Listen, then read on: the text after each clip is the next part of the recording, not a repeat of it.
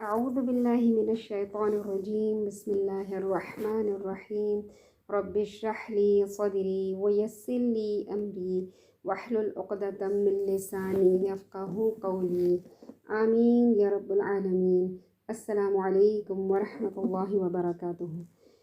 پچھلی آڈیو میں ہم نے سنا کہ کس طرح سامری نے ایک بچھڑا بنا لیا۔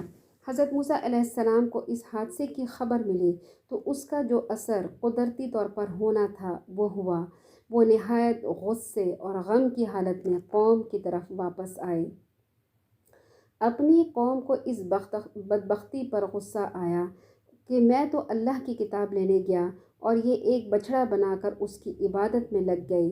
سب سے پہلے انہوں نے قوم کو سرزش فرمائی کہ نادانو، یہ تم کیا کر بیٹھے؟ کیا خدا نے تم سے نہایت مبارک وعدہ کتاب کا نہیں کیا؟ کیا اس وعدے کے پورے ہونے میں اتنی دیر ہو گئی کہ تم صبر نہ کر سکے؟ کیا تم نے یہ چاہا کہ تم پر خدا کا غضب نازل ہو اور تم اس عہد کو توڑ بیٹھے جو میں تم سے لے کر گیا تھا؟ سرداروں نے اس فتنے کی ساری ذمہ داری سامری پر ڈال دی کہ ہم نے مجبور ہو کر زیورات کا بوجھ اپنے سر سے اتار دیا۔ پھر اس طرح سامری نے ارتناک کرتب دکھایا اور ایک بچھڑا بنا کر اس نے پیش کر دیا۔ سامری نے ڈھال کے ایک بچھڑا بنایا اور کیا اللہ تعالیٰ فرماتے ہیں، اللہ تعالیٰ نے فرمایا ہے، اس نے کہا کہ پس اس نے ان کے لیے ایک بچھڑا برآمد کیا، ایک دھڑ جس سے بھاں بھاں کی آواز نکلتی تھی۔ پس انہوں نے کہا یہی تمہارا معبود ہے اور یہی موسیٰ علیہ السلام کا معبود ہے، لیکن وہ بھول گیا۔ اس طرح سامری نے ڈھال کر ایک بچھڑا بنا لیا اور بچھڑے کی آواز اس میں سے آتی تھی، یعنی اس نے ایک بچھڑے کا دھڑ بنایا جس میں سے آواز نکلتی تھی۔ معلوم ہوتا تھا کہ سامری مصر کے فن بت گری کا ماہر تھا۔ اس زمانے میں یہ فن مصر میں عروج پر تھا۔ ایک ماہر آدمی کے لیے بچھڑے کا ایسا دھڑ بنا لینا کچھ مشکل کام نہیں تھا جس میں سے ہوا گزرے تو بچھڑے کی سی آواز نکلے۔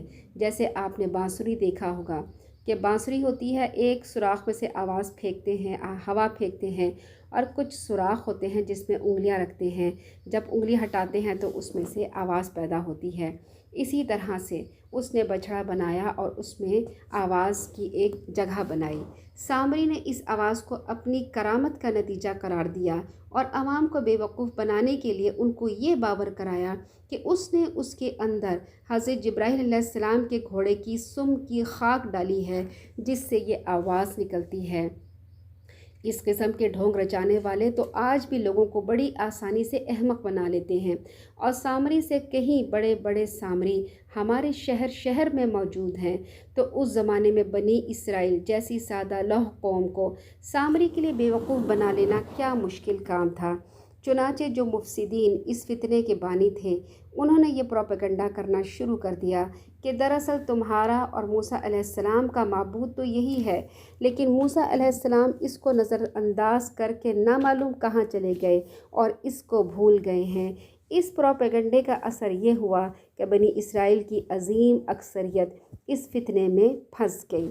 یہ ان سادہ لوحوں کی سادہ لوحی پر اظہار تعجب ہے۔ ان احمقوں نے ذرا نہ سوچا کہ یہ بے جان دھڑ جو نہ ان کی کسی بات کا جواب دے سکتا ہے، نہ ان کو کوئی نقصان یا نفع پہنچا سکتا ہے، آخر کس مرض کی دوا ہے، یہ اس کو معبود بنا بیٹھے۔ معبود کوئی کھلونا نہیں بلکہ وہ زندگی کی سب سے بڑی ضرورت ہے۔ آخر اس سے کون سی ضرورت پوری ہونے والی ہے کہ انہوں نے اس کی عبادت شروع کر دی۔ حضرت ہارون علیہ السلام نے لوگوں کو آگاہ کرنے کی پوری کوشش کی، لیکن ان کی کسی نے ایک نہ سنی۔ لوگوں نے جواب دیا کہ اب تو ہم اس کی پرستش پر حضرت موسیٰ علیہ السلام کی واپسی تک بہرحال قائم رہیں گے اور دیکھیں وہ کیا فیصلہ کرتے ہیں۔ لوگ سامری کے چکمے میں آ کر حضرت ہارون علیہ السلام کی تمام کوششوں کے باوجود ایک شدید حماقت کر بیٹھے۔ قوم کے سرداروں سے پوچھ گچھ کے بعد حضرت موسیٰ علیہ السلام حضرت ہارون علیہ السلام کی طرف متوجہ ہوئے جن پر قوم کی دیکھ بھال کی اصل ذمہ داری تھی۔ ان سے پوچھا، جب تم نے لوگوں کو گمراہی کی راہ پر جاتے ہوئے دیکھا تو میری ہدایت کی پیروی کیوں نہ کی؟ کیا تم نے میرے حکم کی نافرمانی کی؟ حضرت موسیٰ علیہ السلام نے حضرت ہارون علیہ السلام کا سر اور ان کی داڑھی پکڑ کر ان کو جھنجھوڑا کہ کہ تم نے یہ کیا کمزوری دکھائی ہے۔ حضرت ہارون علیہ السلام نے اپنی معذرت پیش کی اور انداز خطابت بہت ہی پیارا ہے۔ فرمایا، اے میری ماں جائے، میری داڑھی اور میرا سر نہ پکڑیے۔ مجھے یہ اندیشہ ہوا کہ اگر میں نے کوئی سخت قدم اٹھایا تو بنی اسرائیل کے درمیان تفریق ہو جائے گی، پھر آپ کہیں گے کہ میں نے آپ کی نصیحت پر عمل نہیں کیا اور قوم کو توڑ پھوڑ دیا۔ حضرت ہارون علیہ السلام نے لوگوں کو اس فتنے سے روکنے کی انتہائی کوشش کی، لیکن ایک عظیم اکثریت پر سامری کا جادو اس طرح چل چکا تھا کہ لوگوں کو روکنا تو درکنار، اندیشہ اس بات کا پیدا ہو گیا کہ کہیں حضرت ہارون علیہ السلام کو ہی نہ قتل کر دیں۔ اب دو ہی صورتیں واقع رہ گئی تھیں، یا تو حضرت ہارون علیہ السلام اپنے ساتھیوں کو لے کر الگ ہو جاتے یا چند دن حضرت موسیٰ علیہ السلام کی واپسی کا انتظار کرتے۔ تو انہوں نے دوسری جو صورت تھی اس کو اپنایا کہ چند دن حضرت موسیٰ علیہ السلام کی واپسی کا انتظار کیا۔ تمام ذمہ داروں سے پوچھ گچھ کرنے کے بعد جب بات پتہ چل گئی کہ دراصل سارے فساد کا بانی سامری ہے، تو حضرت موسیٰ علیہ السلام اس کی طرف متوجہ ہوئے اور اس سے سوال کیا، سامری تو بتا، یہ تو نے کیا کیا؟ یہ کیا ماجرا ہے؟ یہ کیا فتنہ کھڑا کر دیا تو نے؟ اس نے جواب دیا، مجھے وہ چیز نظر آئی جو اوروں کو نظر نہیں آئی، تو میں نے رسول کے نقش قدم سے ایک مٹھی مٹی اٹھا لی اور وہ اس میں ڈال دی۔ اس طرح میرے نفس نے مجھ کو سجھایا۔ سامری نے جب دیکھا کہ اب وہ حضرت موسیٰ علیہ السلام کی گرفت میں آ چکا ہے تو اس نے نہایت ہوشیاری کے ساتھ ایک بات بنائی۔ اس نے یہ بات بنائی کہ مجھے کشفی مشاہدہ ہوا ہے جو صرف مجھے کو ہوا، دوسروں کو نہیں ہوا۔ وہ یہ کہ میں نے دیکھا کہ حضرت جبرائیل علیہ السلام آئے ہیں اور ان کے نقش قدم یا ان کے گھوڑے کے نقش قدم سے ایک مٹھی خاک اٹھا لی ہے اور ایک بچڑا بنا کر اس کے اندر ڈال دی ہے، جس سے وہ بولنے لگا۔ سامری نے اس طرح حضرت موسیٰ علیہ السلام کے سامنے اپنے آپ کو معذور ٹھہرانے کی کوشش کی کہ اس نے یہ جو کچھ کیا ایک کشف کے زیر اثر کیا، بطور خود کسی شرارت کے ارادے سے نہیں کیا، لیکن اسے اچھی طرح اندازہ تھا کہ اب حضرت موسیٰ علیہ السلام کی گرفت سے اس کے لیے چھوٹنا آسان نہیں، اس قسم کی دھونس ان کے آگے چلنے والی نہیں۔ اس کے اس عذر سے حضرت موسیٰ علیہ السلام پر اس کی مکاری اور شرارت اچھی طرح واضح ہو گئی۔ انہوں نے اس کے اوپر لعنت کر دی اور عمر بھر کے لیے اس کو یہ سزا دی کہ اب تو یہ کہتا پھرے گا کہ لوگوں میں ناپاک ہوں، نہ مجھے کوئی ہاتھ لگائے، نہ میں کسی کو ہاتھ لگا سکتا ہوں، اور ساتھ ہی اس کو آخرت کے عذاب کی بھی خبر دے دی۔ ساتھ ہی حضرت موسیٰ علیہ السلام نے اس کے ڈھالے ہوئے معبود کے متعلق بھی فرمایا، دیکھ تیری آنکھوں کے سامنے ہم اس کو جلائیں گے اور اس کو راکھ بنا کر سمندر میں بکھیر دیں گے۔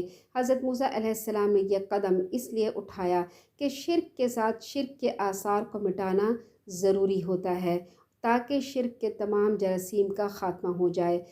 نبی اکرم صلی اللہ علیہ وسلم نے بھی فتح مکہ کے موقع پر تمام بتوں کا خاتمہ کر دیا تھا۔ بعض لوگوں کے ذہن میں یہ سوال پیدا ہوتا ہے کہ حضرت موسیٰ علیہ السلام نے سامری کو قتل کی سزا کیوں نہ دی؟ لعنت کرنا قتل سے زیادہ سنگین اور عبرت انگیز سزا ہے۔ قتل کی سزا تو آنن فانن ختم ہو جاتی ہے اور اس سے دوسروں کو عبرت ہوتی ہے، وہ وقتی ہوتی ہے، لیکن لعنت کی سزا دنیا اور آخرت دونوں میں آدمی کے ساتھ چپک جاتی ہے۔ پھر اللہ تعالیٰ نے اپنے حلم اور اپنے مخلوق پر رحم اور احسان کا ذکر کرتے ہوئے فرمایا کہ جو بندہ توبہ کرے گا اللہ تعالیٰ اس کی توبہ قبول کر لیتا ہے۔ چنانچہ ارشاد ہے کہ جن لوگوں نے گناہ کے کام کیے پھر وہ اس کے بعد توبہ کر لیں اور ایمان لے آئیں تو تمہارا رب اس توبہ کے بعد گناہ معاف کر دینے والا ہے، رحم کرنے والا ہے۔ لیکن اللہ تعالیٰ نے بچھڑا پوجنے والوں کی توبہ قبول نہ کی جب تک انہیں سزا کے طور پر قتل نہیں کیا گیا۔ ارشاد باری تعالیٰ ہے، جب موسیٰ علیہ السلام نے اپنے قوم سے کہا، اے میری قوم، بچھڑے کو معبود بنا کر تم نے اپنی جانوں پر ظلم کیا، اب تم اپنے پیدا کرنے والے کی طرف رجوع کرو، اپنے آپ کو آپس میں قتل کرو، تمہاری بہتری اللہ کے نزدیک اسی میں ہے۔ پھر اس نے تمہاری توبہ قبول کر لی، وہ توبہ قبول کرنے والا اور رحم کرنے والا ہے۔ بعض حضرات نے فرمایا کہ ایک دن جن لوگوں نے بچھڑے کی پوجا نہیں کی تھی انہوں نے اللہ کے حکم سے ہاتھ میں تلواریں لیں، اللہ نے ان پر دھند بھیج دی تاکہ قریبی رشتہ دار اپنے رشتہ دار کو نہ پہچان سکیں۔ پھر انہوں نے حملہ کر کے ان سب کو قتل کر دیا۔ کہتے ہیں انہوں نے اس صبح 70,000 افراد قتل کیے۔ یہ بھی حضرت موسیٰ علیہ السلام کی موجودگی کا اثر تھا، ورنہ یہی لوگ تھے جب ہارون علیہ السلام موجود تھے اور حضرت موسیٰ علیہ السلام کوہ طور پہ گئے تھے تو انہوں نے بچڑے کی عبادت کی اور نافرمانی کی، مگر موسیٰ علیہ السلام کی موجودگی میں اللہ کا کہا مان لیا اور اتنا سخت عذاب سہا۔ جس فیملی میں کسی نے شرک کیا اس کو اسی کے فیملی کے فرد نے قتل کیا، بہت سخت سزا تھی۔ کسی نے اپنے باپ کو، کسی نے اپنے بھائی کو، کسی نے اپنے بیٹے کو اپنے ہاتھ سے مارا، اور انہوں نے یہ کام کیا اللہ تعالیٰ کے حکم سے۔ تو اللہ تعالیٰ نے ان کی توبہ اس طرح قبول کی کہ جنہوں نے بچھڑے کی پوجا کی تھی ان کو قتل کر دیا، اس طرح ان کی توبہ قبول ہوئی۔ اللہ تعالیٰ کتنا رحیم ہے، کتنا کریم ہے، کتنا غفور ہے۔ اللہ تعالیٰ نے ہمارے لیے یہ سزا مقرر نہیں کی۔ اللہ تعالیٰ نے فرمایا کہ تم میں سے جو بھی کوئی گناہ کا کام کر لے، کوئی بڑے سے بڑے گناہ کا، کوئی چھوٹے سے چھوٹے گناہ کا، تو تم مجھ سے توبہ کر لو، استغفار کر لو، میں تمہاری توبہ قبول کر لوں گا، تمہارے گناہ معاف کر دوں گا، بلکہ گناہ مٹا کے اسی جگہ نیکیاں لکھ دوں گا۔ اللہ تعالیٰ کتنا غفور و رحیم ہے کہ اللہ تعالیٰ نے ہمارے لیے یہ سزا مقرر نہیں کی کہ تم میں سے جو شرک کرے گا اسے قتل کر دیا جائے، بلکہ کوئی شرک کر لے، کوئی زنا کر لے، کوئی قتل کر لے، کوئی بڑے سے بڑا گناہ کر لے، پھر وہ اللہ تعالیٰ کی جناب میں توبہ کرے، اللہ تعالیٰ اس کی توبہ کو قبول فرمانے والا ہے۔ اللہ تعالیٰ غفور و رحیم ہے۔ اللہ تعالیٰ سے دعا ہے کہ اللہ تعالیٰ ہمارے بھی دل میں چھپے ہوئے جو شرک ہیں، جو بدعات ہیں، اللہ تعالیٰ ان سے ہمیں توبہ کرنے کی توفیق عطا فرمائے اور ان سے پیچھا چھڑانے کی توفیق عطا فرمائے۔ آمین ثم آمین۔ سبحانک اللہم و بحمدک، نشہد ان لا الہ الا انت، نستغفرک و نتوب الیک۔ السلام علیکم ورحمۃ اللہ وبرکاتہ۔